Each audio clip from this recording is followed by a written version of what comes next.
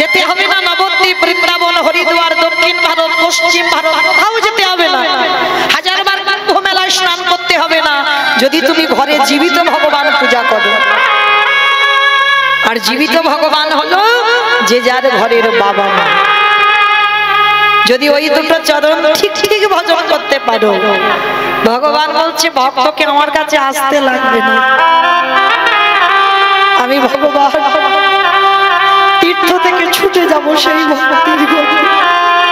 ও যে ভক্তিতে নিতাই গৌর প্রেমানন্দ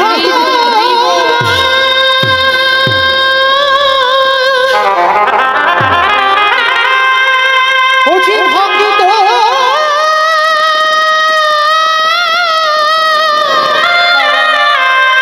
ভক্ত ছাড়া কিছু জানি না, তাই তো যুগে যুগে ও যে ভক্তের কাছে ছুটে আসে। তাই সবার চরণ ধরে নিবেদন, যাদের আছে একটু যত্ন করে রেখে খেলায় হারিয়ে দিও।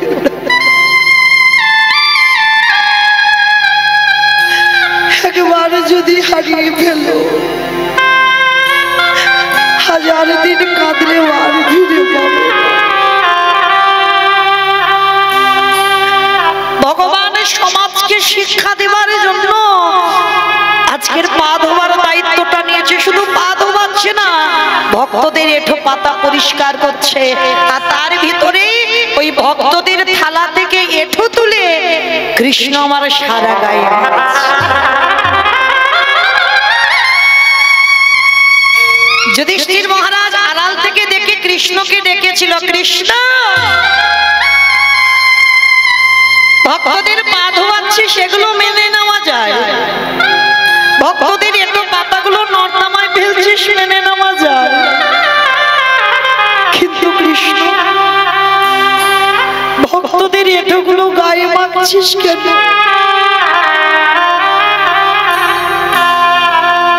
ভগবান হেসে বলল, দাদা গো, এ যে হলো আমার পরম এই জগৎ সংসার আছে, সমস্ত জীব পাপ করে, সবার পাপের বিচার আমি করি। কিন্তু দাদা আজ আমি তোমায় বলে রাখি, সবাই তো শুধু পাপই করে। আমার কৃষ্ণ দয়াময় বলল, শোনো শোনো দাদা, দাদা গো আমি হলাম না, আমি হলাম মহাপাপী, আমি সবারই বিচার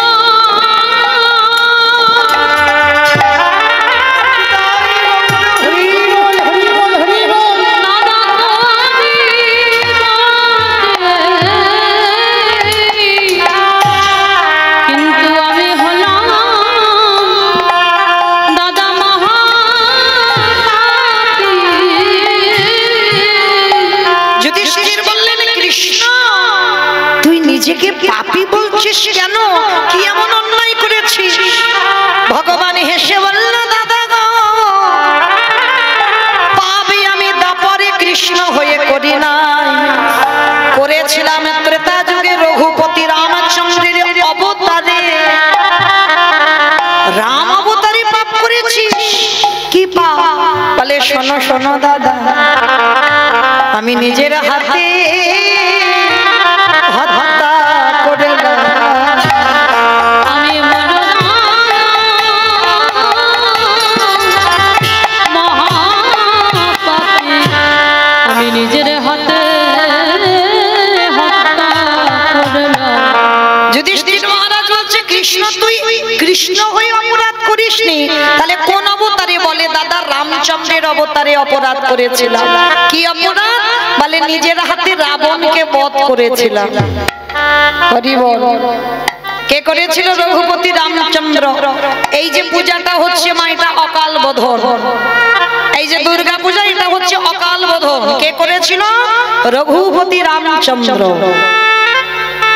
এই পূজাটা রঘুপতি রাম করেছিল। কেন করেছিল? সীতামাকে উদ্ধার করবার জন্য। রাবণ রাজা যখন সীতামাকে নিয়ে চলে গেল বাবা, তখনই তো করেছিল রামচন্দ্র। বিভীষণ বলেছিল, প্রস্তাবটা বিভীষণ দিয়েছিল, রাবণের ভাই। প্রভু, সীতামাকে উদ্ধার করার একটা উপায়, তোমাকে শক্তি আরাধনা করতে হবে।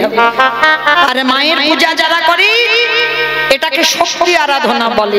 শক্তি আরাধনা না করলে শক্তিমান হওয়া যায় না। রামচন্দ্র বলেছিল, দেখো বিভীষণ, আমি যে দুর্গা পূজা করব, আমার দলে যারা আছে সবাই বানর আর মানব, আমার দলে তো ব্রাহ্মণ কেউ নেই। তখনই বিভীষণ হেসে বলেছিল, প্রভু গো, একটা কথা বলি তোমায়, ব্রাহ্মণ যদি প্রকৃত ব্রাহ্মণ পেতে চাও, একজনই আছে প্রকৃত ব্রাহ্মণ। কে সে? বিভীষণ। বলে আমার জ্যেষ্ঠ দাদা রাবণ। যেই না রাবণ বলেছে, রামচন্দ্র চমকে উঠেছে। বিভীষণ বলছো কি? রাবণের মৃত্যুর জন্য দুর্গা পূজা করব? রাবণ পূজা করতে আসবে? এটা সম্ভব? মায়েরা এই জায়গাটা খুব ভালো করে মন দিয়ে শুনবেন। যেহেতু মায়ের পূজা হচ্ছে, আমাদের একটু বলাটা দরকার, একটু জানাটাও দরকার। কেন দুর্গা পূজা? তা বলছে রাবণের মৃত্যুর জন্য পূজা, আর রাবণ আসবে পূজা করতে? এটা সম্ভব? এটা কোনোদিন হয়? বিভীষণ বলল, প্রভু গো, পুরোহিত কাকে বলে জানো? পুর মানে নগরী, হিত মানে মঙ্গল। যিনি গোটা নগরের মঙ্গল কামনা করে, সেই তো হয় পুরোহিত। তাহলে গোটা গ্রামের মঙ্গল যিনি করবে, যেটা যে ব্যক্তি গোটা গ্রামের মঙ্গল চাইবে, তাকেই তো পুরোহিত বলে। বলে প্রভু, একবার তুমি আমার দাদাকে খবর পাঠাও, দেখবে আমি কথা দিলাম আমার দাদা রাবণ দুর্গা পূজা করে যাবে। তাহলে নিমন্ত্রণে যাবে কে? রামচন্দ্র বলছে, লক্ষণ যাও, তুমি গিয়ে রাবণকে নিমন্ত্রণ করে এসো, যেন আমার দুর্গা পূজাটা করে দিয়ে যায়।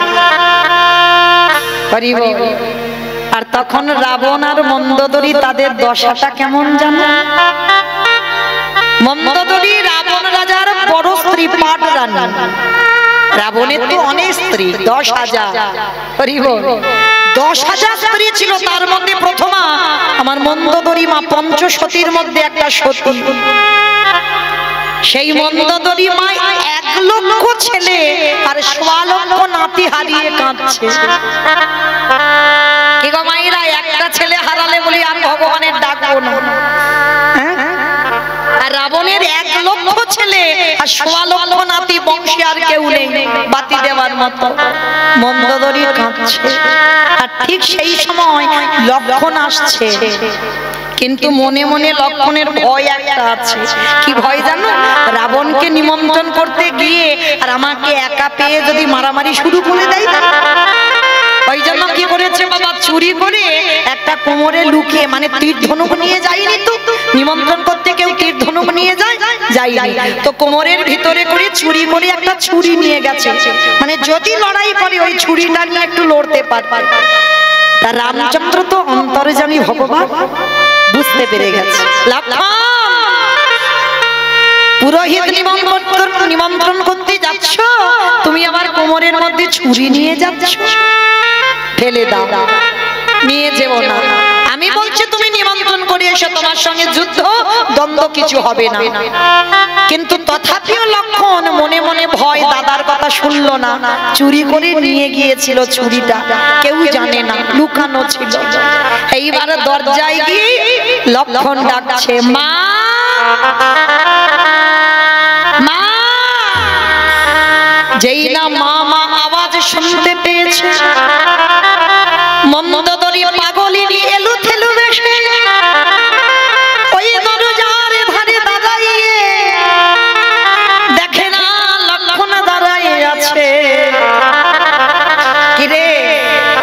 দেখতে এলি বুঝি? 1 লক্ষ ছেলে আর 1.25 লক্ষ নাতি হারিয়ে কেমন আনন্দে বসে আছে। এলি যখন আয় আমার ঘরে আয়। সিংহাসনে ডেকে লক্ষণকে বসিয়েছে। সব থেকে বড় শত্রু ঘরে এসে বসলো। দেওয়ালেরও কান আছে বাবা। হঠাৎ এক পরিচারিকা গিয়ে খবর দিয়েছে মহারাজ, রাবণ রাজাকে, মহারাজ মহারাজ এক্ষুনি দেখিলাম তোমার সব থেকে বড় যে শত্রু সেই রামচন্দ্রের ভাই লক্ষণ তোমার বাড়িতে ঢুকলো। যখনই রাবণ শুনেছে না, রাবণের তো বিশাল বড় চেহারা, অনেক লম্বা চওড়া মানুষ, আর সেই চেহারা নিয়ে ঊর্ধ্বশ্বাসে ছুটতে ছুটতে আসছে। আর দরজা এসে লক্ষণকে দেখা মাত্র চমকে উঠেছে। চমকে উঠলো কেন জানো? দেখছে মন্দোদরী পাত্রে করে জল এনে লক্ষণের চরণ দুটো সিংহাসনে বসিয়ে ধৌত করছে। সেই রূপটা দেখে রাবণ মন্দোদরীকে ডেকে বলছে, ওগো মন্দোদরী, এ তোমার কেমন ব্যবহারে আমি দেখলাম। হ্যাঁ গো, একটাও তো বংশে বাতি দেওয়ার মতো কাউকে রাখেনি রাম। তোমাকে মা বলে ডাকবার মতো আর কেউ নেই। সেই লক্ষণ যদি এলো, পারলে না তোমার কোলে করে নিয়ে একটু বসাতে।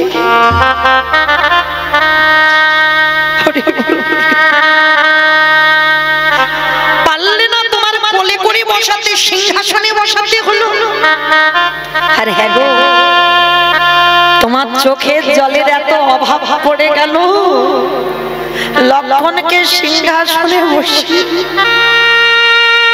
ঘটিতে করে জল দিয়ে ধোয়াচ্ছ কেন গো? পারলে না লক্ষণের দুটো চরণ বুকে ধরে তোমার চোখের জল দিয়ে তার দুটো চরণ ধৌত করে। মন্দাদরী গো,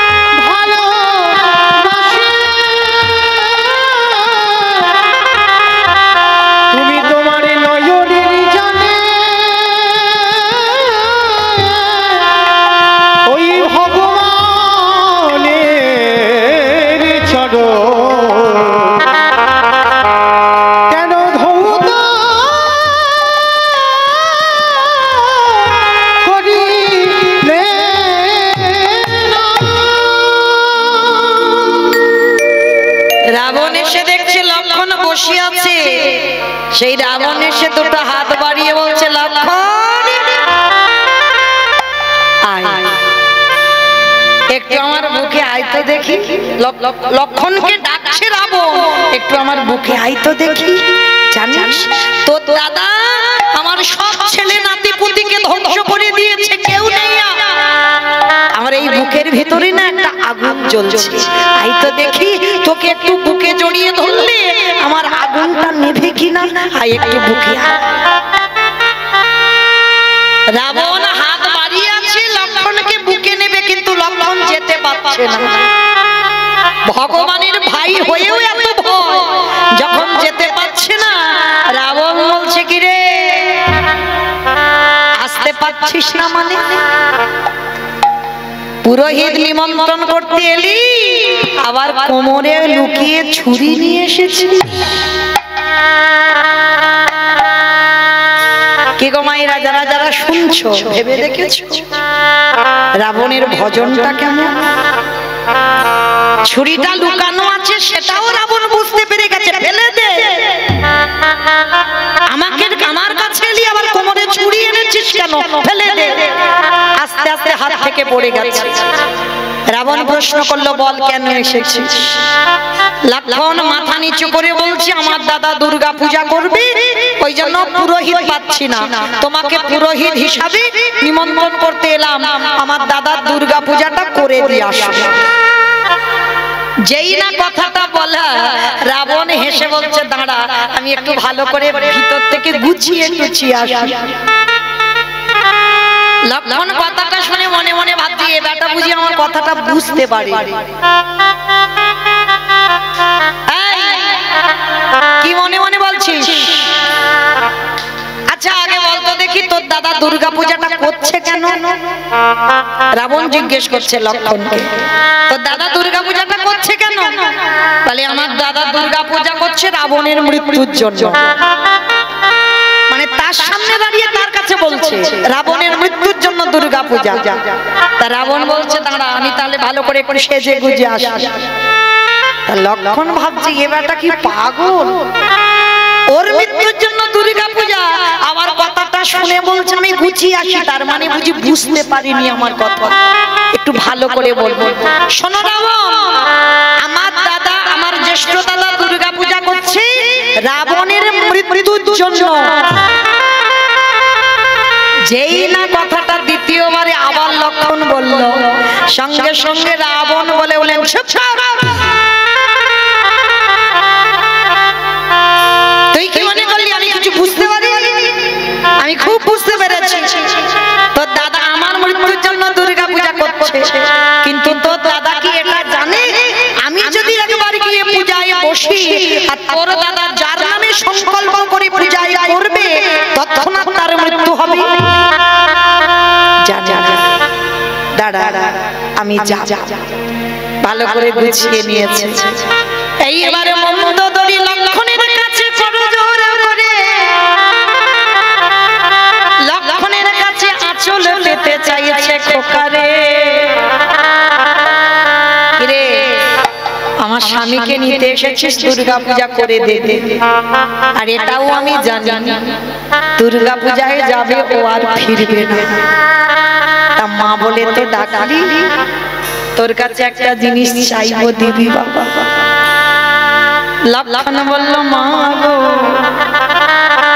তোমার স্তনদুগ্ধ না খেলে আমি প্রাণে বাঁচতাম না। যেদিন রাবণের বাণে বাবা লক্ষণের শক্তিশালী হয়েছিল, মন্দোদরী স্তনদুগ্ধ যদি না খেত লক্ষণ কোনোদিন বাঁচতো না। শুধু মৃত সঞ্জীবনী, বিশল্য করলি পাতা এগুলো নয়, তার সঙ্গে সতী নারী স্তনদুগ্ধ লেগেছিল। আর সতী নারী স্তনদুগ্ধ, তখনই সতী নারী একজনই ছিল মন্দোদরী মা, আর মন্দোদরী স্তনদুগ্ধ পান করে লক্ষণ প্রাণে বেঁচে আছে। তাহলে মা, তাহলে আমি যদি মা হই, আজ আমি তোর কাছে চাইবো একটা জিনিস, দিবি বাবা? লক্ষণ বলল বলো বলো মা, তুমি আমার কাছে কি চাও? ওরকম করে নয়, আগে আমার কে স্পর্শ করে ত্রিশক্ত অঙ্গীকারে আবদ্ধ হ, আমি তোর কাছে যা চাইবো তুই আমায় তাহাই দিবি। লক্ষণ কে স্পর্শ করে বলল মা গো তুমি বলো আমার কাছে কি চাও? মন্দোদরী বলল খোকারে একেবারে দিতে যদি হয় তুই আমায় এই আশীর্বাদ দে, আমার স্বামীকে নিয়ে যাচ্ছিস যা, কিন্তু কথা দিয়ে যা সতী নারীর হাতের শাখা জানো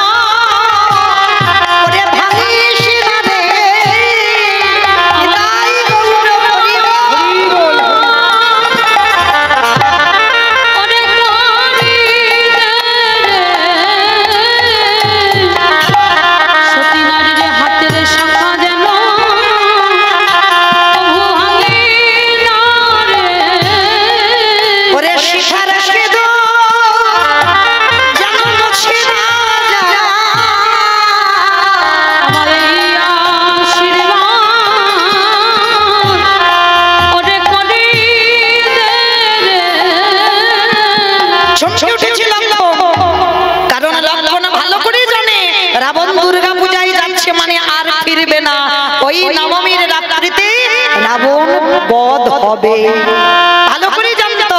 আর এদিকে মা চেয়ে নিয়েছে, কিন্তু উপায় নেই বাবা। তখনই লক্ষণ বলেছিল কথা দিলাম আমা, রাবণ যাচ্ছে পূজা করতে ঠিকই কথা, কিন্তু কথা দিলাম যদি তোমার স্তনদুগ্ধ পান করে আজ আমি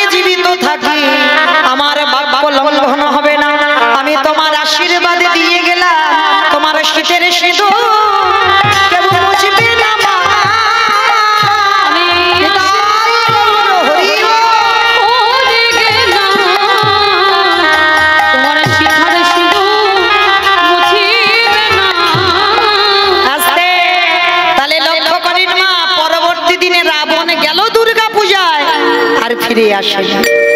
কিন্তু পরবর্তী দিনে মন্দোদরী শীতের সিঁদুর হাতের শাখা ভাঙলো না।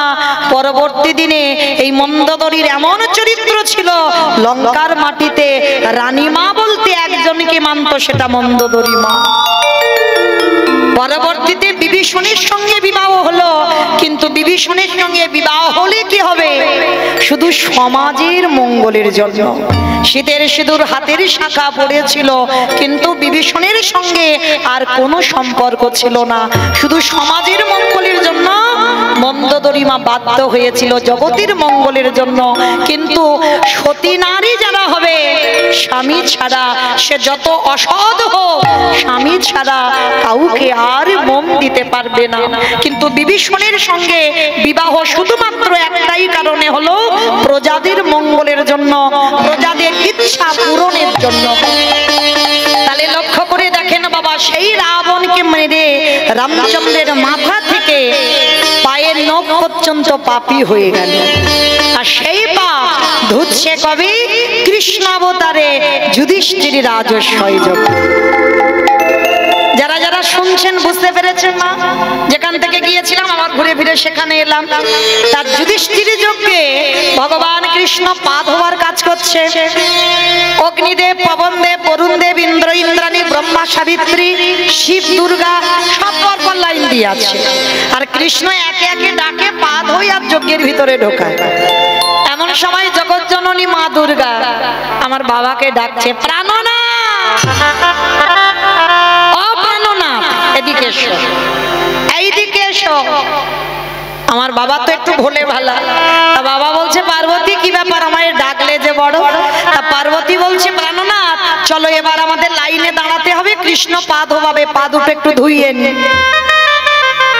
বাবা হেসে বলছে, পার্বতী তোমার মাথা ঠিক আছে তো? কৃষ্ণ পা ধোয়াবে আর আমার পা দুটো বাড়িয়ে দেবো? শোনো পার্বতী, তোমার যদি ইচ্ছে করে তো তুমি লাইনে দাঁড়াও, কিন্তু আমার ভগবান আমার পা ধোয়াতে পারবে না, এটা অসম্ভব। তুমি ধোয়াও, আমার পা ধোয়াবো না। ভগবান মনে মনে ভাবছে, চাপ বাবা, আমি রাম অবতারে রাবণকে মেরে যে পাপ করে রেখেছি, এই বেটার পা ধোয়াবো বলে আজকে আমার এই দায়িত্বটা নেওয়া, আর এ বেটা বলছে পা ধোয়াবে না। তাহলে কি করব? বাবা ভোলানাথ কি করেছে, মা দুর্গাকে লাইনে রেখে বাবা বেলাইনে চলে গেছে, মানে প্যান্ডেলের বাইরে, যজ্ঞ হচ্ছে তো যজ্ঞের বাইরে চলে গেছে। আর মা দুর্গা কি করেছে, সবার মধ্যে লাইনে দাঁড়িয়ে আছে, আর বাবা আড়ালে গিয়ে মনে মনে ভাবছে, কৃষ্ণের চোখে ধুলো দিয়ে যজ্ঞের ভিতরে ঢুকবে। ও মায়েরা, ভগবানের চোখে ধুলো দেওয়া যায়? এই যে আমি কীর্তন গাইছি না, মনে মনে করছেন উপরে দাঁড়িয়ে আছি, মোটামুটি দেখতে শুনতে সবাইকে পাচ্ছি, কিন্তু আমার চোখে ধুলো দেওয়া যায়। কিন্তু যে ছেলেটা বাঁশিটা বাজাচ্ছে না, দেখতে ওইটুকু ছেলে, ওইটুকু নয়, ও ঠিক ফোল্ডিং ছাতার মতো। ফোল্ডিং ছাতা দেখছো, গুছিয়ে নিলে ছোট হয়ে যায়, আর যখন খুলে দেবে বড় হয়ে যায় না? ও দেখতে ওইটুকু ছেলে, কিন্তু ওইটুকু নয়। ও চোখ চারদিকে ঘুরে ঘুরে বেড়াচ্ছে প্যান্ডেলে, কে কি করে দেখি, কে কীর্তন শুনছে, কে শুনছে না, কে গল্প করছে, কে মোবাইলে ব্যস্ত, আবার কে বসে বসে।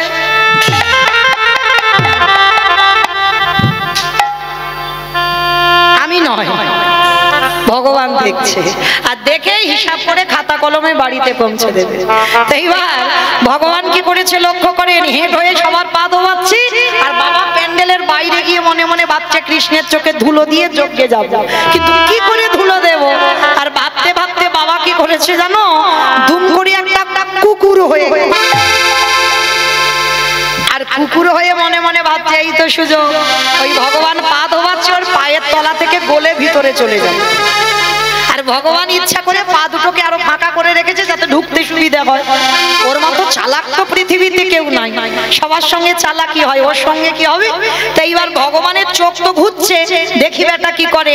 আর বাবা কুকুর হয়ে পিছন থেকে গুটি গুটি করে আসছে, আর ভগবান ইচ্ছা করে মাথাটা হেঁট করে আছে যাতে বুঝতে পারে কৃষ্ণ অন্য মনস্ক হয়ে আছে। আর বাবা কি করেছে, কুকুর হয়ে সবে মাথাটাকে পায়ের ভিতর দিয়ে, আর যেই না পায়ের ভিতরে দেওয়া, ভগবান চালাকি করে হাঁটু দুটো নিয়ে কুকুরের কানের কাছে, এইবার দেখ কেমন লাগে। আর যেই না কানের কাছে চেপে ধরেছে, কুকুরের যদি কানে চেপে ধরা যায় কুকুর কি করবে? কেউ কেউ করবে না। বারবার বলছে কৃষ্ণ ছেড়ে দে, কৃষ্ণ ছেড়ে দে, কৃষ্ণ ছেড়ে দে।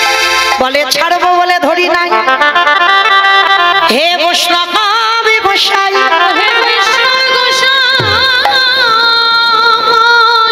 তোমার মতো বৈষ্ণবীর দুটো চরণ ধোয়ালে বোধ হয় কম হতো, তাই তো কৃপা করে করুণা করে তুমি আমার জন্য এক্সট্রা দুটো জুড়ে দিয়েছো।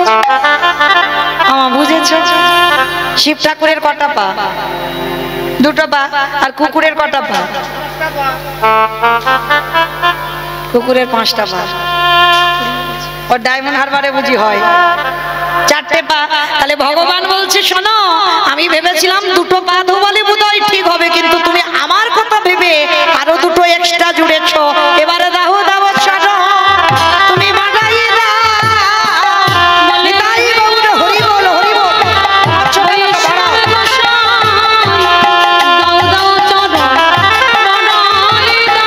বলি আরে তো চরণ ছাড়িব না খেয়ে, বলি এই প্রতিজ্ঞা করে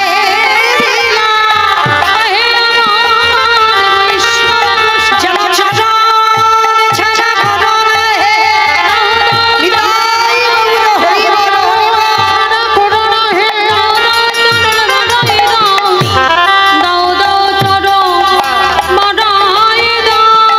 আস্তে। এইবার ভগবান কি করেছে? মোটা দড়ি নিয়ে কুকুরের 4টে পা বেঁধে দিয়েছে। আমার কুকুরের পা বেঁধে দিলে আর কিছু করতে পারবে? শুধু নয়ন জলে ধুলায় গড়াগড়ি দিচ্ছে। কৃষ্ণ দয়াময় মা সবার পা ঘটিতে করে ধোয়াচ্ছে। আর বৈষ্ণবের বেলা কি করেছে জানো? ভগবান রূপী বৈষ্ণবকে সেবা করবে বলে আজ কুকুর রূপী ভোলানাথের 4টে চরণ এক জায়গা বেঁধে দিয়েছে। আর বেঁধে দিয়ে কুকুরের 4টে চরণ কৃষ্ণ বুকে ধরেছে। বুকে ধরে কিসের জলে চরণ ধোয়াচ্ছে? বাহ্যিক জগতের কোনো জল নয়। খাল বিল নদী নালা পুকুর ঘাট এসব জল নয়। তাহলে কোন জল ভোলানাথের চরণে দিল? ভগবান আমার চোখের জলে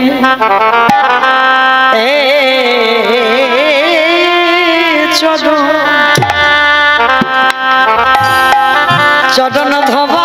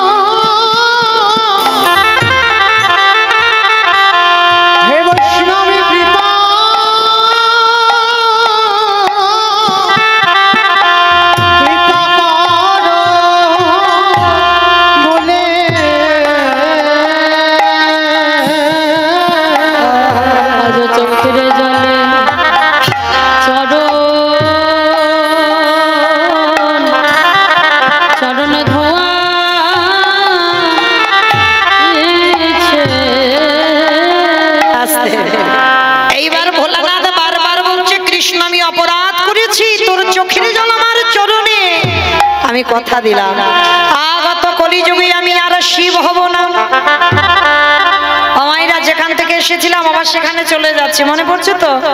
সত্যতে শিব, ত্রেতাতে শিব, দ্বাপরে শিব, কলিতে শিব নয়। এই নয় কেন এইটুকু জানবার জন্য এত দূরে একটু রামায়ণ মহাভারতে যাওয়া। তবে তো পরিষ্কার হলো সেই কৃষ্ণের চোখের জল ভোলানাথ রূপী কুকুরের চরণে পড়ল বলে ভোলানাথ রূপী কুকুর বলেছিল কৃষ্ণ কথা দিলাম আগত কলিযুগে আমি শিব হব না, আমি হব অদ্বৈত আচার্য গোসাই। তুই আমার কৃষ্ণ হবি না, তুই হবি নদী আর নিমাই চাঁদ। 12 বৎসর তুলসী ভাষায় তোকে আহ্বান করব। আমি তোর থেকে 52 বছরের বড় হব। যেদিন আমার ডাকে তুই নদিয়ায় নামবি, আমি শান্তিপুরে থেকে নদিয়ায় তোর সঙ্গে দেখা করতে যাব। যেদিন তুই আর আমি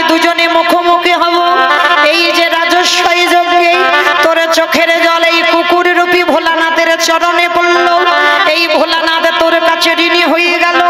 যেদিন তুই নদিয়ায় গৌর হবি, আমি শান্তিপুরে অদ্বৈত হব। যেদিন তোর সঙ্গে আমার প্রথম সাক্ষাৎ হবে, এই যুধিষ্ঠির যজ্ঞে যেমন তুই আমার কাছে ঋণী হয়ে রইলি, আমি তোর কাছে ঋণী হয়ে রইলাম। যেদিন নদিয়ায় যাব, ওরে এমনি করে ছাড়া আমি ধোবাইব।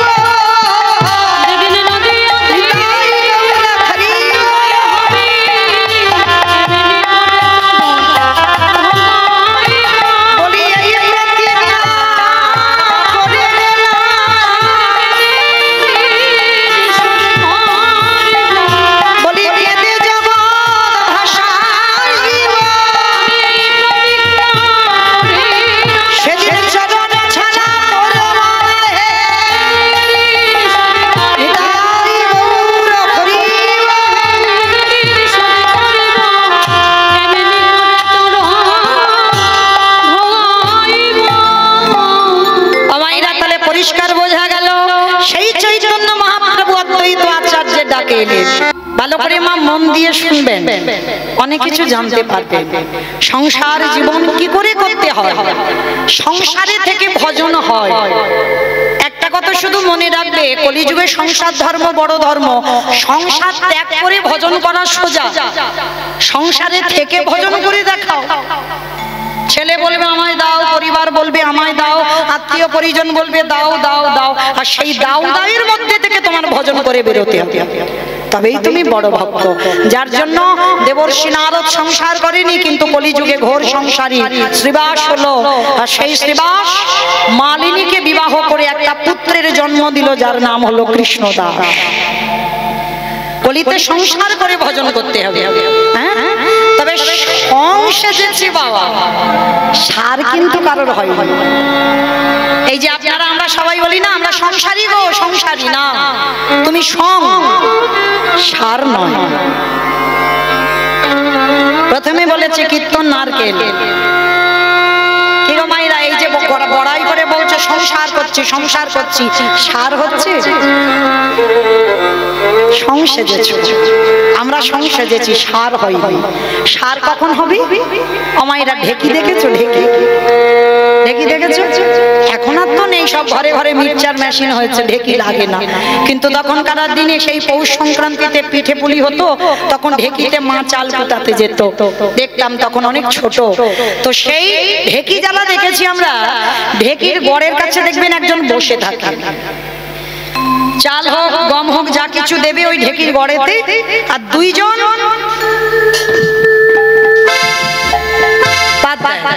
দেখি না, আর দেখবেন দুইজন পাত দিচ্ছে, যা তাদের কিন্তু শরীরে একটা তাল আছে, দেখবেন তালে তালে পাটা দেয়, আর ঢেকিটা ওই গড়েতে গিয়ে একবার করে পড়ছে। আর যিনি গড়ের কাছে বসে থাকে একবার করে ওই চাল হোক গম হোক একবার করে ঘুরিয়ে ঘুরিয়ে দেয়, দেখবেন ঘুরিয়ে দেওয়া হয়। তা এক সংসারী মা ওই ঢেকিতে চাল কুটাতে গেছে, হঠাৎ স্বামী এসে বলছে, হ্যাঁ গো গিন্নি, আমি যে অফিসে যাব বা কাজে যাব, জামা কাপড়গুলো তো পাচ্ছি না, রেখেছো কোথায়? তা মা কাজ করে যাচ্ছে, বলছে দেখো আজকে আমার বড্ড একটু কাজের চাপ, তুমি একটা কাজ করো, ওই আল্লাহতে গুছিয়ে রেখেছি, জামা কাপড়টা পরে তুই একটু চলে যাও। হয়ে গেল। আবার একটু পরে ছেলে এসে, মা খিদে পেয়েছে, খেতে দাও তাড়াতাড়ি। মা বলছে বাবা আমার হাত জোড়া, আমার বড্ড কাজের চাপ, তুই একটু ওই পান্তা ভাত আছে বেড়ে খেয়ে নে তো দেখি, আমাকে জ্বালাস না।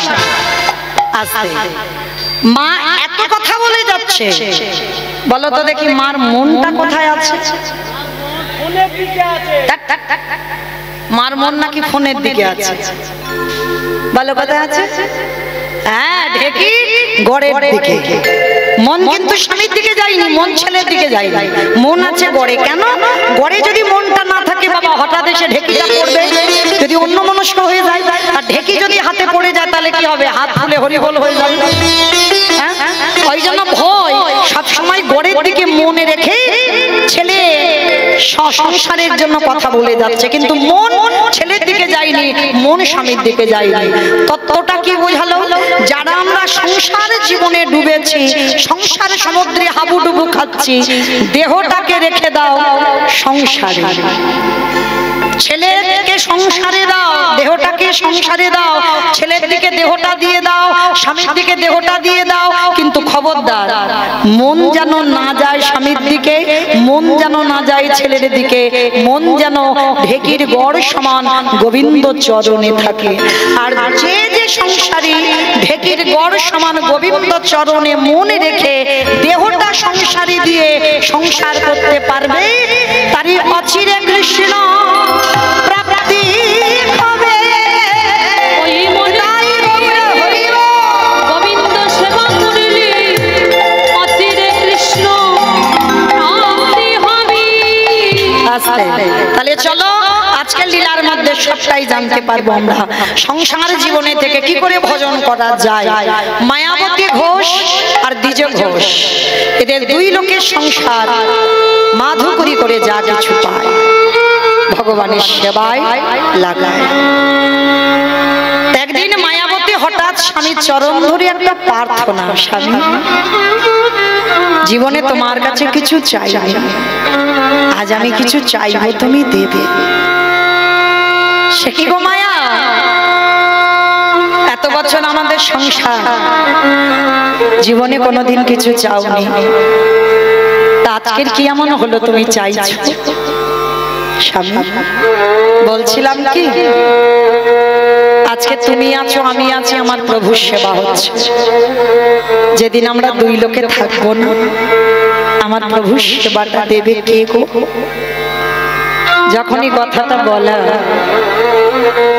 দ্বিজ ঘোষ বলে উঠলেন, মায়াবতী ছি ছি ছি, এত কিছু চাইবার ছিল তুমি চাইতে পারলে না, আর শেষে তুমি আমার কাছে সন্তান চাইছো। খবরদার, সন্তানই সুখ নেই। আচ্ছা শুধু জ্বালা কষ্ট ব্যথা বেদনা চেও না, শুধু ডাকার মতো ডেকে যাও, ফলের আশা করো না। কে গো মা, আমরা তো ফলের জন্য ভগবানের ডাকি, ঠাকুর তুমি এটা দাও আমি তোমায় এটা দেব, তাই না? মানত করি, তুমি যদি আমার মনের আশা পূর্ণ করে দাও 5 কিলো বাতাসার হরি লুট দেব। কিংবা মানত করেন না? যারা জ্ঞানী ভক্ত তারা জীবনে মানত করে না। কি গো, মানত করতে হয়। তিনি যদি অন্তর্যামী হয়, ভক্তের অন্তরের কথা সব জানে, ভগবানের কাছে কেন বলবো কষ্ট করে? সে জানে না আমার মনের ভিতরে কষ্টটা কি, আমার মন কি চায়, আমার মনের জ্বালাটা কি, সব জানে, কিছু বলতে লাগে না। ভগবান বলছে কর্ম করে যা, ডাকার মতো ডেকে যা, ভালোবাসার মতো বেসে যা। আর ডাকা যদি ঠিক হয়, ভালোবাসা যদি ঠিক হয়, একদিন না একদিন ভগবান ঠিক আসবে। আর মায়া, তুমি কেন ভুলে যাচ্ছ? তুমি তো আমার বউ নয়, তুমি তো আমার স্ত্রী নও।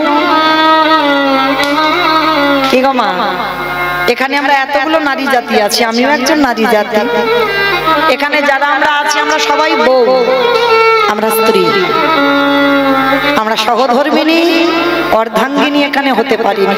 তবে হ্যাঁ, হতে হয়তো পেরেছি, হয়তো এতজনের মধ্যে একটা মিলবে কি তা সন্দেহ। সহধর্মিনী তাকে বলবে স্বামী অসৎ পথে যাবে, কুসঙ্গ কুনেশা, কৃষ্ণ নাম ভজন করে না, হরিবাসরে যায় না, একাদশী করে না। যদি তুমি সেই স্বামীর চরণ যুগল ধরে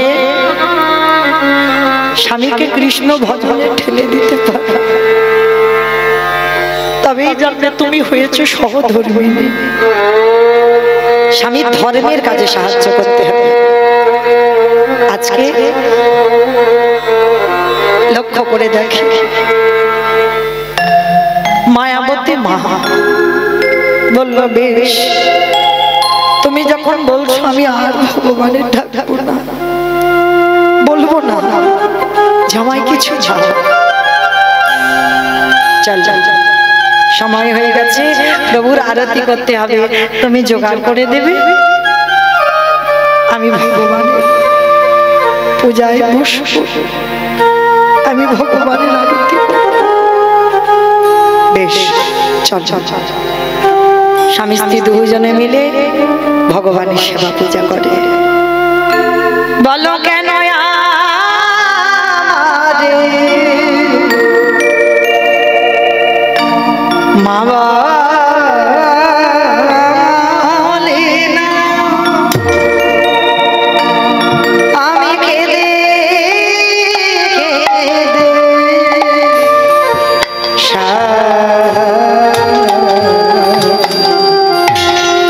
ওগো ধন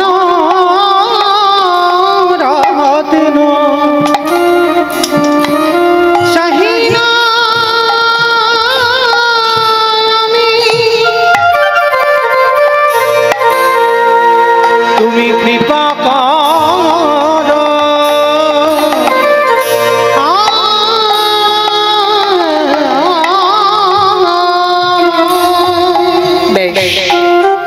স্বামী স্ত্রী দুজনে মিলে ভগবানের সেবা পূজা করে। একদিন ভগবান দৈববাণী করলো, মায়াবতী তোমার কোল আলো করে আমি কাউকে পাঠাবো, তোমার সেবা তোমার পূজায় আমি তুষ্ট। তবে মায়াবতী তোমার কপালে একটা লেখা আছে, সন্তান পাওয়ার পর, গর্ভে ধারণ করবার পর তোমার কপালে যে লিখন আছে তোমাকে মেনে নিতে হবে। এই দুজনের মধ্যে একজনকে তোমায় বেছে নিতে হবে। যদি তুমি স্বামীকে বাঁচাতে চাও, চিরজন্মের মতো গর্ভের সন্তান গর্ভেই মারা যাবে। আর যদি তুমি তোমার সন্তানটাকে বাঁচাতে চাও, চিরজন্মের মতো তোমার স্বামীর মৃত্যু হবে। চিৎকার করে বলে বললেন, দয়াময় চুপ করো, চুপ করো। তুমি অমন করে বলো না, আমি যে শহীদ পারব না।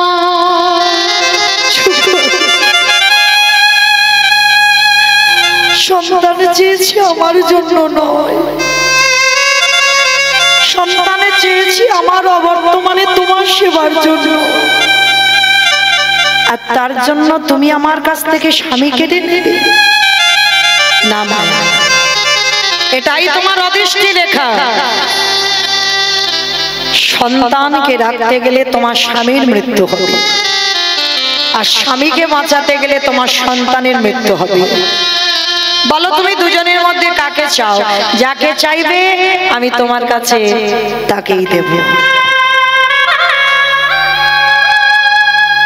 বলো মায়েরা, একটা নারী জীবনে কত বড় পরীক্ষা। একদিকে স্বামী, একদিকে সন্তান। এখানে যারা মা হয়েছে ভেবে বলবে মা, যেন না ভেবে বলো না। বলো তো কাকে বেশি ভালোবাসো, স্বামী না সন্তান?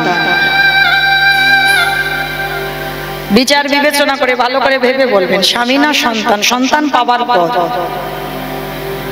কাকে ভালোবাসো? স্বামী, সন্তান? কেউ কেউ বলছে স্বামী, আবার কেউ কেউ বলছে সন্তান। আবার কেউ কেউ চুপচাপ আছে, কেন জানো? হয়তো তার স্বামী দেখছে আমার বউটা কি বলে দেখি। আর যদি ছেলে বলে বাড়িতে গিয়ে ব্যবস্থা হবে, কালা সপ্তমী ঠাকুর দেখা রাধে। কিন্তু এখানে মা কেউ কারো স্বামী নয়, কেউ কারোর ভাসুর নয়, কেউ কারোর শ্বশুর নয়। এসেই বলেছে আমাদের একটাই পরিচয়, আমরা কৃষ্ণ দাস।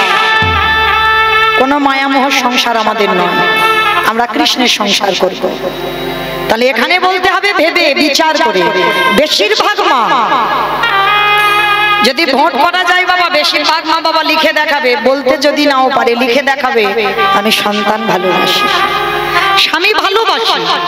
ভালোবাসি না কিন্তু আমি একবারও বলছি না। স্বামী যদি 19 হয়, সন্তান কিন্তু 20 হবে, একটু বাড়বে। কেন? যে মা 10 মাস 10 দিন গর্ভে বেদনাটা পেয়েছে, যে পাইনি তার কথা বাদ দাও, যে মা পেয়েছে সে মা জানে তার বেদনা কত। তাহলে বেশিরভাগ মা বলবে সন্তান।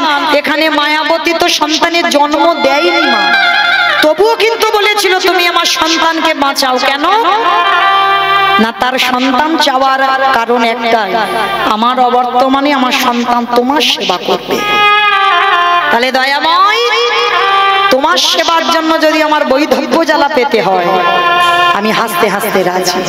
এটা তো জানবো যে আমি এই যে বৈধব্য জ্বালা পাচ্ছি শুধু তোমার জন্য। দাও আমার সন্তানকে বাঁচিয়ে দাও। ভগবান বলল তথাস্তু, তাই হবে। তবে কথা দিলাম তোমার গর্ভটা যতদিন তুমি লুকিয়ে রাখবে ততদিন তোমার স্বামী জীবিত থাকবে, আর যেদিন তোমার গর্ভ প্রকাশ সেদিনই তোমার স্বামী মৃত্যু হবে।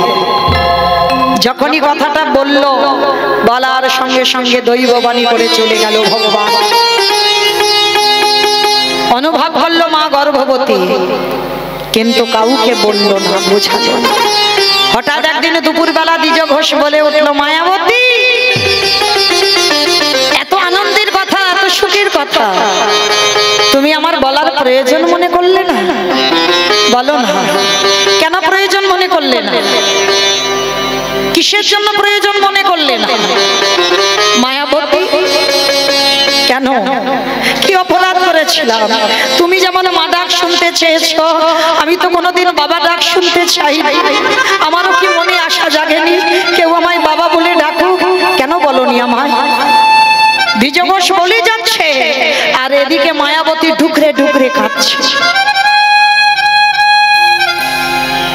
মায়া তুমি কাঁদছো কেন? স্বামী কাঁদছি আমি একটাই কারণ, আমার অদৃষ্টে লেখা আছে আমার গর্ভের কথা তুমি আজকে জেনে গেলে মানে আজই দৈব দুর্ঘটনায় তোমার মৃত্যু হয়ে যাবে। কথাটা বলা শেষ, অজানা জ্বর এসে দ্বিজ ঘোষের শরীরে প্রবেশ। হঠাৎ অসহ্য বুকের যন্ত্রণা, হঠাৎ কথা বলতে বলতে হঠাৎ বুকের যন্ত্রণা, এত বুকের যন্ত্রণা হচ্ছে আর সহ্য করতে পারছে না। মায়াবতী মায়াবতী আর বুঝি আমি বাঁচবো না। মায়াবতী বড় কষ্ট, বড় জ্বালা, বড় যন্ত্রণা। মায়া তুমি কথা দাও যে সন্তান তোমার গর্ভে আছে আমার মৃত্যুর পর এই সমাজ তোমাকে করবে দিশারিণী, এই সমাজ তোমাকে করবে কলঙ্কিনী। করে করুক, কিন্তু আমি তো জেনে যাচ্ছি ও আমারই সন্তান। আমার মৃত্যুর পর ওকে করে তুলবে তুমি কৃষ্ণ ভক্ত। কথাটা বলা শেষ, দ্বিজ ঘোষে মৃত্যু হয়ে গেল।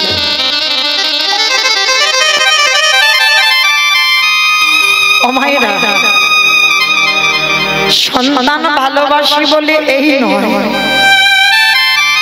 যে স্বামী ভালোবাসি। যতদিন মাথায় ছাতা থাকে বাবা কিছু বোঝা যায় না, আর যেদিন ছাতাটা সরে যায় চারিদিক অন্ধকার হয়ে যায়। তোমার আহা বলা কেউ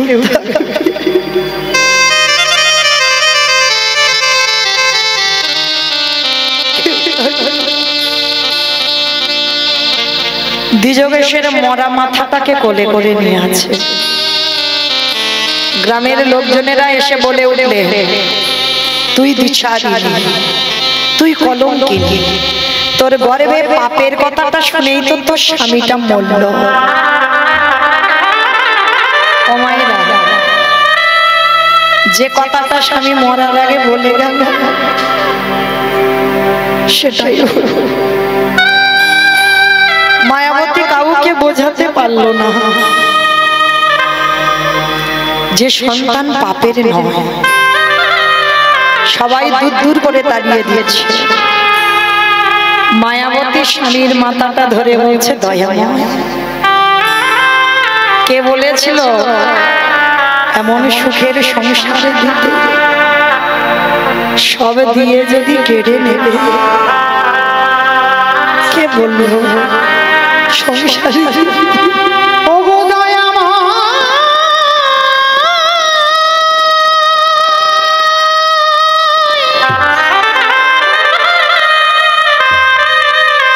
প্রভু যে তোমায়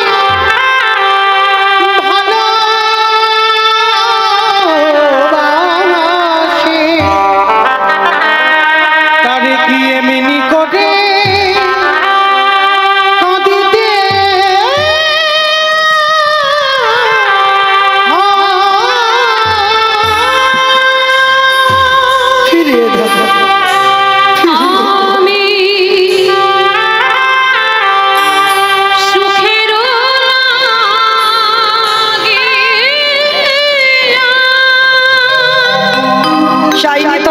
সুদয় চাই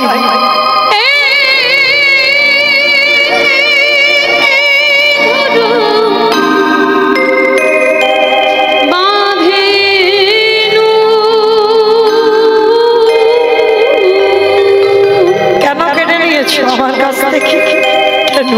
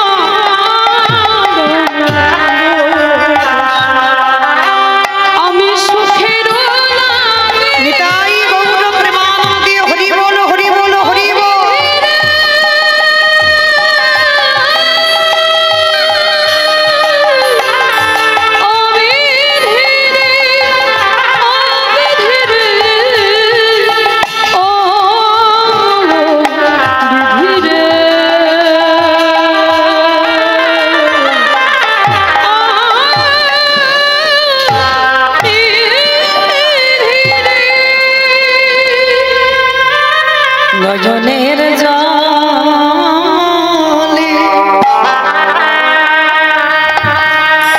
আমার জনম দুঃখী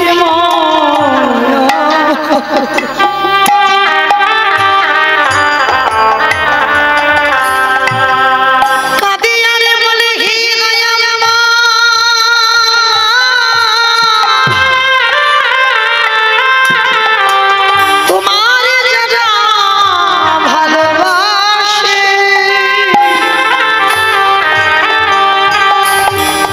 তাদের এমনি বলে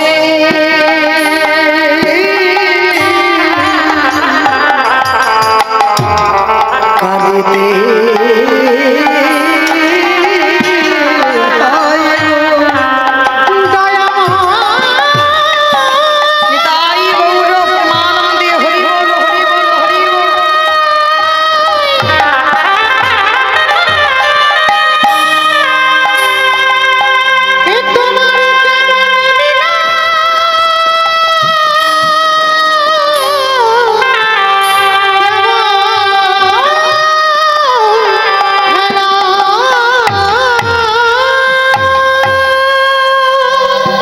স্বামীর দাহ কাজ সম্পূর্ণ করলো। যার বাড়িতে খিদের জন্য দুটো খেতে যায় মায়াবতী দূর দূর করে তাড়িয়ে দেয়, বলে স্বামীটাকে খেয়েছিস, গর্ভে যে পাপটা আছে তাকেও খাবি, আর আমাদের বাড়ি খেতে এসেছিস, কেউ খেতে দেব না। সবাই দূর দূর করে তাড়িয়ে দেয়। গ্রামের শেষে একটা বাড়িতে কাজ পেয়েছে মা, সকাল থেকে সন্ধে পর্যন্ত কাজ করে, কোনো মাইনে নয়, একটু করে প্রসাদই দেয়। গর্ভবতী মা সেই প্রসাদই পায়। দেখতে দেখতে 10 মাস 10 দিন পর মার কোল আলো করে একটা সন্তান এলো। সেই সন্তানটা জন্ম দেবার পরে ছেলেটাকে কোলে করে নিয়ে মা যায় কাজে। ছেলেটার নাম রাখলো বিহারী লাল। বিহারী লাল দিনে দিনে বড় হয়, বাড়িতে থাকে। মা কাজ করে যতটুকু খাবার আনে মা ছেলে দুজনে ভাগাভাগি করে খায়। ছেলে তো বড় হচ্ছে, খিদেও তো বাড়ছে। মা যা খাবার আনে মা ইচ্ছে করে বলে, বাবা আজকে আমার খিদে নেই, খেয়ে নে। মা, এরাই মা। এই মা ডাকটা দেখবে মা খুব ছোট ডাক, খুব ছোট। সব অক্ষর দেখো দুটো দুটো করে দিয়েছে, কিন্তু মা ডাকটা একটা অক্ষর। এই মা শব্দটা এমনই শব্দ। মা নামে সুধা ঝরে, মা নামে সুধাক্ষরে, মা বড় সুধার সমান, ডাকিলে জুড়াই আইসে পড়া। মা ডাকার সঙ্গে সঙ্গে দেখবে হৃদয়টা জুড়িয়ে যায়। আজকে ছেলেটাকে রেখে মা কি করে, কত রাত খায় না, জল খেয়ে কাটিয়ে দেয়। তো ভগবান মনে মনে ভাবছে এবার একটু পরীক্ষা নিতে হবে। কি পরীক্ষা? না, যে বাড়িতে কাজ করেছে বাবা সে বাড়ি আজকের আর কিছু প্রসাদী রন্ধন করে, কোন একটা কাজে যাবে, তাই বলছে মায়া তুই আজকে সেবার ব্যবস্থাটা অন্য জায়গায় করে নিস। কেমন? কারণ আজকের আমাদের অন্ন প্রসাদ তো কিছু দিইনি, একটু জল তুলসী দিয়ে আমরা আত্মীয় বাড়িতে যাচ্ছি। মায়াবতী মনে মনে কাঁদছে, আমি কোথায় যাব, কে দেবে আমায় খেতে? আর বাড়িতে বিহারী বসে আছে, মা বিকালবেলা খাবার আনলে তবে খাওয়া হবে। আর বিকালবেলা মা শূন্য হাতে ফিরছে। ছোট্ট বিহারী ছুটতে ছুটতে গিয়ে মার কোমরটা জড়িয়ে ধরেছে। ও মা, ও মা, কি এনেছো মা? দাও না, বড্ড খিদে,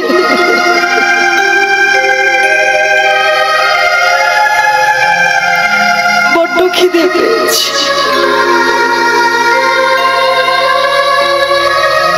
মা বলছে, খোকা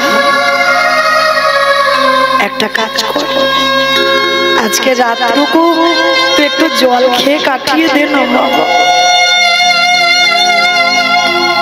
ও মা, আমি আর কত জল খাবো? সকাল থেকে তো জল খেয়েই আছি, এবার যে আমার বড্ড খিদে।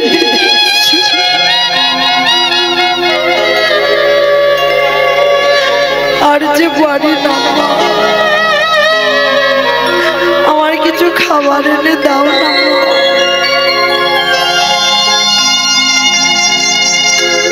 বলো মা, কোনো সন্তান যদি মায়ের কাছে কাঁদে খিদে পেয়েছে আর মা যদি দিতে না পারে, তার থেকে তো মৃত্যু শ্রেয়। মা মনে মনে ভাবছে দয়াময়, তোমারে যারা ভালোবাসে, তোমারে যারা ভক্তি করে, তাদেরকে তুমি এমনি করে কাঁদাও? বলো না, আমার বিহারে যে সোজা সরল ছেলে, ওর যে খিদে পেয়েছে, আমি কিছু দিতে পারছি না। তবে দয়াময়, আমি আছি বলে ওর এত কষ্ট, কিন্তু আমি যদি ওর কাছে না থাকি, তাহলে গ্রামের লোকজন ওকে অনাথ বলে খেতে দেবে। দাঁড়াও, আজকে ছেলেটাকে ছলে বলে ঘুম পাড়িয়ে রেখে আমি চলে যাব। মা ছেলেটাকে কোলের কাছে নিয়ে মাথায় হাত বুলাচ্ছে, আর হাত বুলাতে বুলাতে সন্তান তো মাতৃস্নেহ পেয়ে ঘুমিয়ে পড়েছে। আর যেই ঘুমিয়ে পড়েছে, মায়াবতী উঠে ভগবানের একটা প্রতিচ্ছবি আছে, ভগবানের ছবির কাছে গিয়ে জানাচ্ছে, দয়াময় আমি আসি, আমার বিহারী তোমার কাছে রইল, তুমি দেখো ওর অন্তিম সময় যেন কৃষ্ণ প্রাপ্তি হয়। আমি আসি, আমার বিহারীর কাছে আর কেউ রইল না, আমি চলে যাচ্ছি। দয়াময়, আমার বিহারীকে তুমি লক্ষ্য করে। বিহারী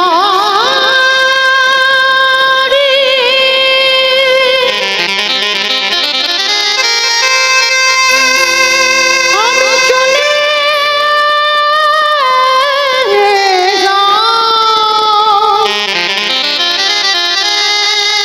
আরে কোনদিন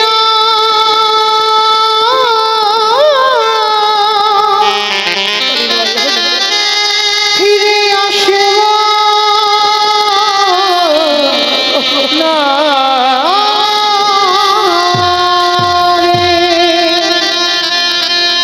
সবে মা আমার একটা পা তুলেছে, ছেলে পিছন থেকে ঘুম ভেঙে গেল।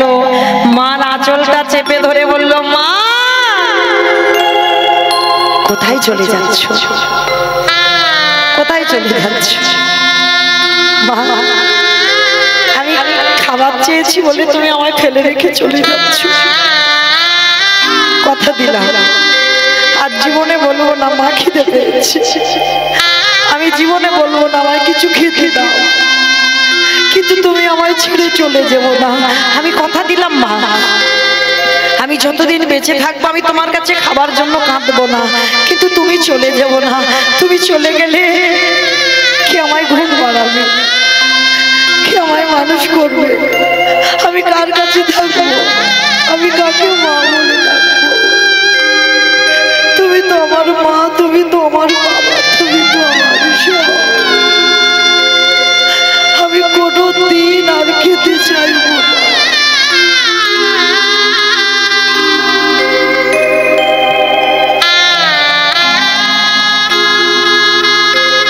ছেলেটাকে বুকে জড়িয়ে ধরে মা বলল, খোকা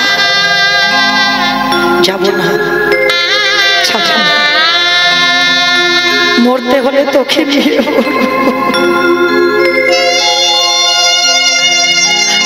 আর যে কটা দিন বাঁচি তোকে নিয়েই আমি বাঁচি।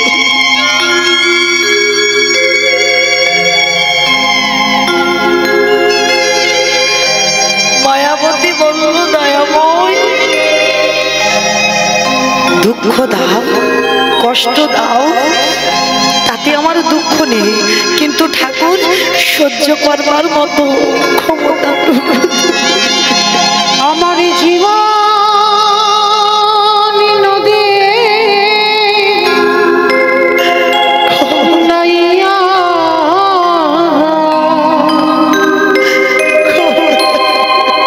আমারে ভাবের খেলা সঙ্গ হলে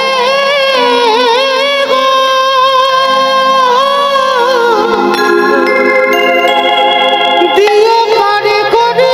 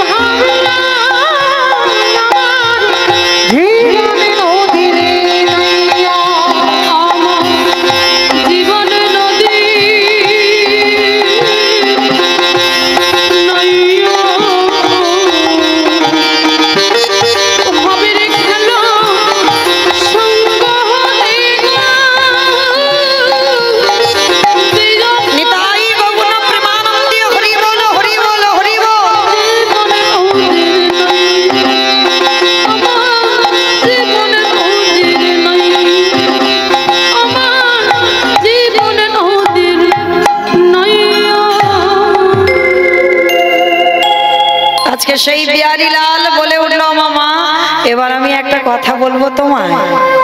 বল বাবা।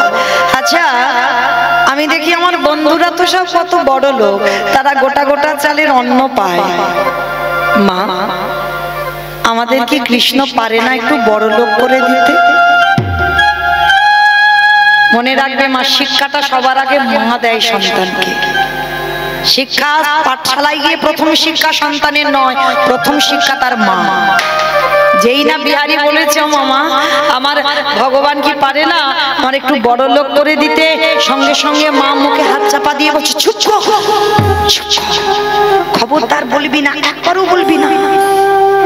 খোকা এই জীবনে যতদিন দেহে প্রাণ থাকবে বড় লোক হতে চাইবে না। বড় লোক হলে কৃষ্ণ ভুলে যায়,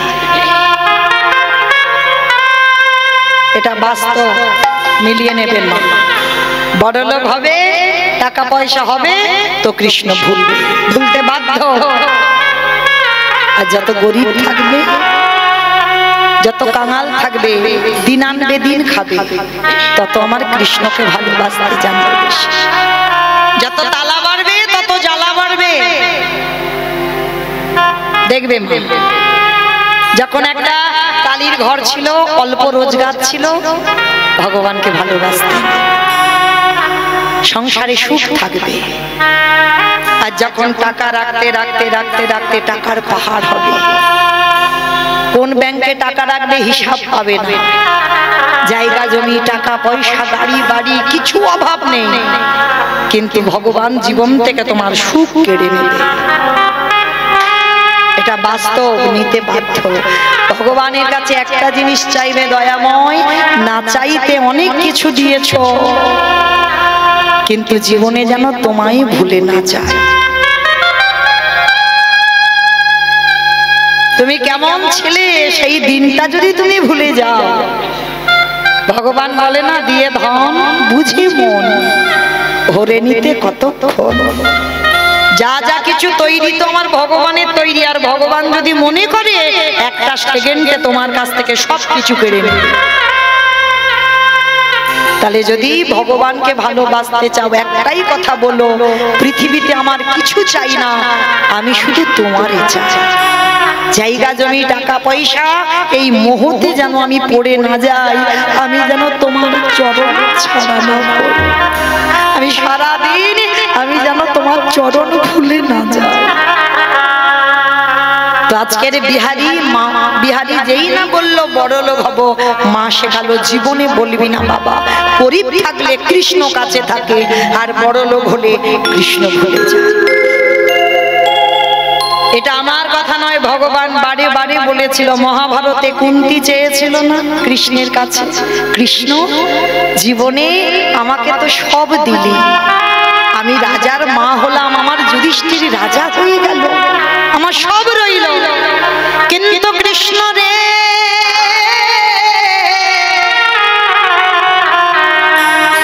যেদিন আমার কাছে আমার কেউ ছিল না, যেদিন তোমারই বেলায় কর্ণকে জন্ম দিলাম সেদিনও কেঁদেছিলাম, যেদিন পাণ্ডুর সঙ্গে বিবাহ হলো সেদিনও কেঁদেছিলাম, যেদিন আমার পাঁচটা ছেলেকে নিয়ে গান্ধারী ঘরে দাসীদের বিক্রি করলাম সেদিনও কেঁদেছিলাম, যেদিন পাণ্ডু দেহ ত্যাগ করলো সেদিনও কাঁদলাম, কিন্তু কৃষ্ণ রে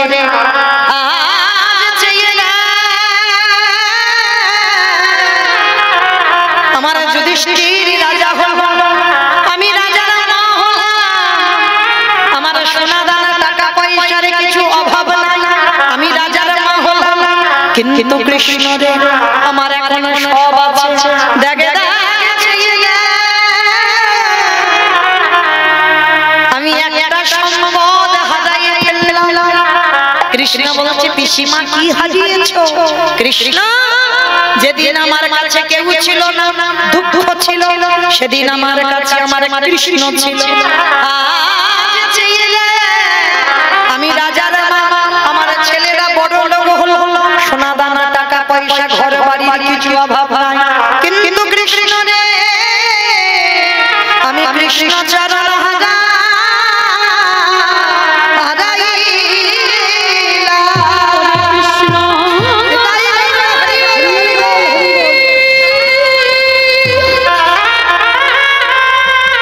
আমার তেমন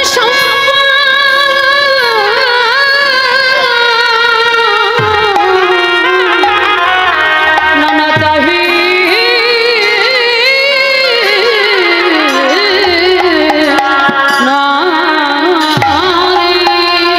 ভগবান বলল পিসিমা তুমি কি চাও? মাইনা মহাভারতে কুন্তির কাছ থেকে চাওয়াটা শিখে নাও। পিসিমা বলল কৃষ্ণ রে দিতে যদি হয় একটা ধনে দে, আমি ধন চাই না, যশ চাই না, টাকা চাই না, বাড়ি চাই না, তাহলে কি চাও? কৃষ্ণ রে আমার মাথায় হাত দিয়ে একবার আশীর্বাদ কর, এই জগতে যত দুঃখ, যত কষ্ট, যত অভাব, যত ব্যথা বেদনা, কৃষ্ণ সবে যেন আমার মধ্যে ফিরায়। হরে কৃষ্ণ নিতাই গৌর হরি হরি আমি অন্য কিছু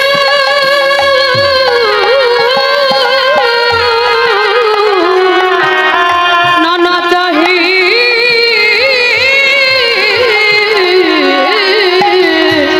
না রে। এই হলো ভগবান।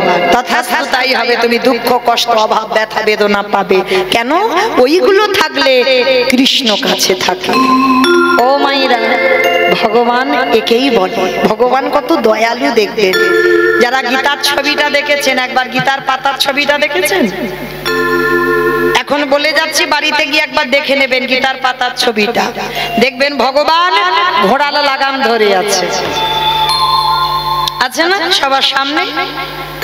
আর দেখবেন ভগবান সামনে দাঁড়িয়ে আছে, আর রথের উপরে যে ছেলেটা বসে আছে সে যেমন তেমন ছেলে নয়, যার জন্য ভগবান হৃদয়টাকে ঢাল করে পেতে দিয়েছে। যত আঘাত ভগবান নিজে নেবে, তারপরে ভক্ত। আর দেখবেন ওই ভক্ত যে সিংহাসনে বসে আছে তার মাথায় ছাতা আছে, কিন্তু আমার ভগবানের মাথায় ছাতা নাই। জগৎকে দেখালো আমি ভগবান কষ্ট পাবো, দুঃখ পাবো, জ্বালা পাবো, যন্ত্রণা পাবো, কিন্তু আমার ভক্ত যেন ভালো থাকে। তা যার জন্য ভগবানের হৃদয়টা ঢাল করে পেতে দেওয়া, সে ভক্তটা তো যেমন তেমন ভক্ত নয়। কে গো মা? পিছনে যে রথে বসেছিল, যার নাম হলো তৃতীয় পাণ্ডব অর্জুন। তাই গৌর প্রেমানন্দে এত বড় বংশের ছেলে, তার জন্য ভগবানের এত অহিতকি কৃপা। তাহলে মায়েরা, তাহলে ভগবানের কাছে চাইতে যদি হয় কি চাইবে? কৃষ্ণ সারা জীবন যেন কাঁদতে পারে। আর যে যত কাঁদবে কৃপা তত তাড়াতাড়ি হবে। তা বিহারী বলছে আমা ঠিক আছে, আমি আর চাইবো না বড় লোক হতে। মামা আমি তো একটু বড় হয়েছে, আমিও কাজ করব। এই বাবা তুই কি কাজ করবি? বলে কেন? আমি তো ঘোষের ছেলে, আমি অন্য কাজ না পারি, আমি একটা কাজ ভালো পারি।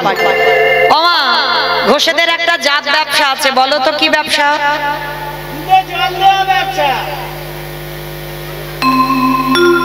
কি বললো শুনতে পেয়েছো? বলে দুধে জল দেওয়া ব্যবসা। মানে ওইটা আমারে বললো, কিন্তু আমার বাবা দুধে জল দেয় না। ছানার ব্যবসা তো, তাহলে জল দিলে কি আর না দিলে কি বাবা? যারা দুধ থেকে ছানা কাটাও তারা ভালো করে জানবে। তো ছানা কাটাতে গেলে তো বাবা জল দিতেই হবে। হ্যাঁ, যদি দুধের ব্যবসা হতো তাহলে নয় হতো, কিন্তু ছানার ব্যবসা যেহেতু, তাহলে জল দিয়েই তো তবে তো কাটাতে হবে ছানা। তো এই গোয়ালা জাতি যারা, তাদের একটা অভ্যাস আছে কি না, এরা অন্য কোনো কাজ না পারুক, এরা কিন্তু ওই গরুর কাজগুলো ভালো পারে। তা বিহারী বলছে মামা আমি তো ঘোষের ছেলে, দাঁড়াও আমি একটু গিয়ে একবার একটা বাড়ি থেকে কাজ আনি। গোয়ালা পাড়াতে গেছে। বাবুজি, ও বাবুজি, আমার মার বড় কষ্ট, মার বড় অভাব, বাবুজি আমার একটু কাজ দেবে? বলে ঠিক আছে, আমার ওই গরু বাছুর গুলো আছে, তুই চড়া। আর শোন, মাসে 4 আনা মাইনে দেব। এখনকার লীলা নয় বাবা, তখনকার লীলা 4 আনা মানে অনেক দাম, মানে 25 পয়সা। বলে ঠিক আছে। বিহারী প্রতিদিন মাঠে মাঠে গরু চড়ায়, আর কি বলে জানো? ব্রজের কারে কোন দুঃখে তো রাজা হলি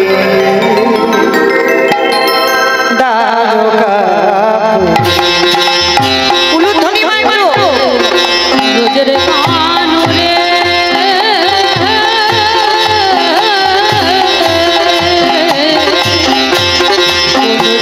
তুই রাজা হলি নানু কাপুরে ওরে কোন দুঃখে তুই রাজা হলি তারকাপুরে। কতই বোঝে ব্রজের বুকে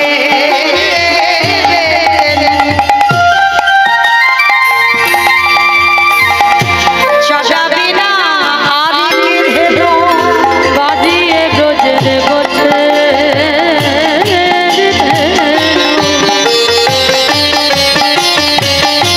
চড়াবি না আর কি ধেনু করিরি নায়া ব্রজে তুই করবি রোজে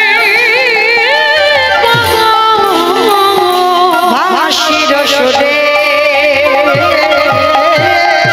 কোন দুঃখে তুই তাই গৌর প্রেমানন্দে হরি নানু কাপুরে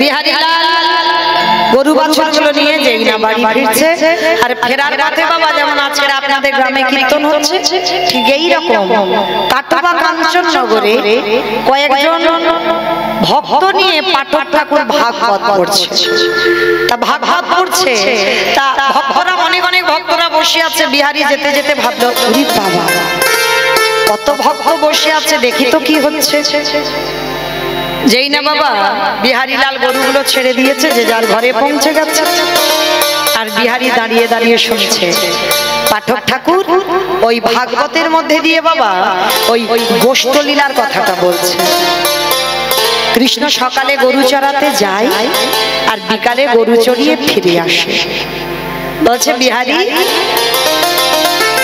শোন বৃন্দাবনে কৃষ্ণ নামে একটা ছেলে আছে পাঠক ঠাকুর পাঠে বলছে তার নবলক্ষ ধেনু তার 24 জন বন্ধু আর জানিস তাকে যদি কেউ একবার ভালোবাসার মতো বাঁচতে পারে এত কিছু দেয় এত কিছু দেয় রাখবার জায়গা থাকে না ছোট্ট বিহারী কথাটা শুনে মনে মনে ভাবলেন ওরে বাবা